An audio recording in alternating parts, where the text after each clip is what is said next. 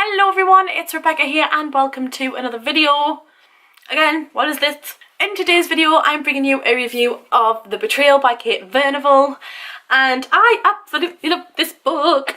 And there's not been a lot of books actually this year that I haven't actually enjoyed, and this one is very much pushing for quite a high rating. So I was sent this from the publisher and author, not in exchange for an honest review or anything. I won a competition and it's an uncorrected proof, and it's out in November 2017. So I will leave a link down below to the author and all the different places where you can find the lovely Kate, as well as places to purchase the book. So this is the first novel of Kate's that I've read. She has wrote a lot, as far as I'm aware, a number of novels. This one's the first one I've read by her. World War II fiction, which had me at World War II fiction. It had me from the get-go really, because if you don't know me by now, I'm a massive World War II fiction fan. I will read it till the cows come home. I will absolutely lap it up. Anyway, back to The Betrayal by Kate FURNIVALL. It's a beautiful cover, by the way. I actually like this cover, it's quite dramatic. So this is set in Paris in 1938 and follows Romany and Florence, who are twin sisters. Now, they have a dark, dark secret. And in the first chapter of this novel, we find out what the dark, dark secret is, and you spend the whole book knowing this dark, dark secret, but not knowing if it's true. Like, you assume it's true because that's how it's portrayed to be, and you know, you follow the twins knowing that there is this big secret weighing over their shoulders and how they're coping with it. So on the one hand, you've got Florence, who's a really successful, she's not really successful, but she's a housewife. So in 1938 in Paris, that's technically successful. She's a housewife to a military man, as far as I'm aware, like an officer. And Romany, on the other hand, or Romy as we know her, is a female pilot who does not so legit flights to countries. And yeah, they have two very different political viewpoints in terms of who they follow and who they support and why.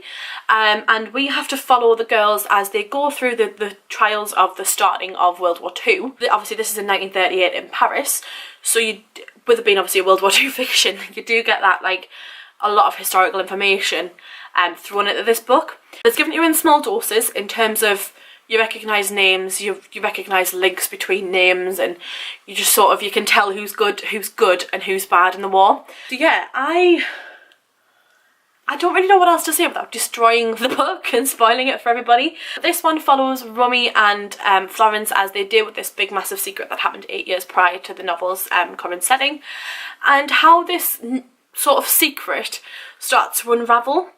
And it's a case of, can they keep this a secret? Do they need to get to the bottom of what happened?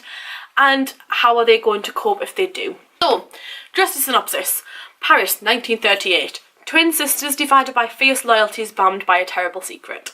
The drums of war are beating and France is poised. That was the spray thing. Is poised, ready to fall. One sister is an aviatrix, Romy, and the other is a socialite, and they both have something to prove and something to hide. The Betrayal is an unforgettably powerful, epic story of love, loss, and the long shadow of war. Perfect for readers of Santa Montefiore and Victoria Heslop. As I said, I loved it. I was angry with the characters, I laughed, I cried, I had a bit of a breakdown in public about this book, which tends to happen a lot. It also happened in a couple of my recent reads, and I don't know what it is, but lately a lot of authors, particularly Kate, had me on tenterhooks, and there's a twist. There's a couple of twists and turns in this that you don't see coming, and you're like, are you serious right now? Like,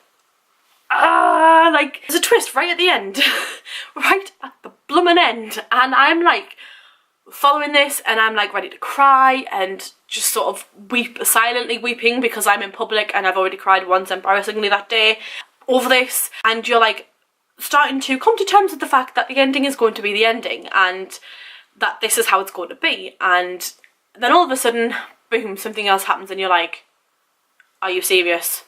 I thought I'd figured out what actually was going on with that incident.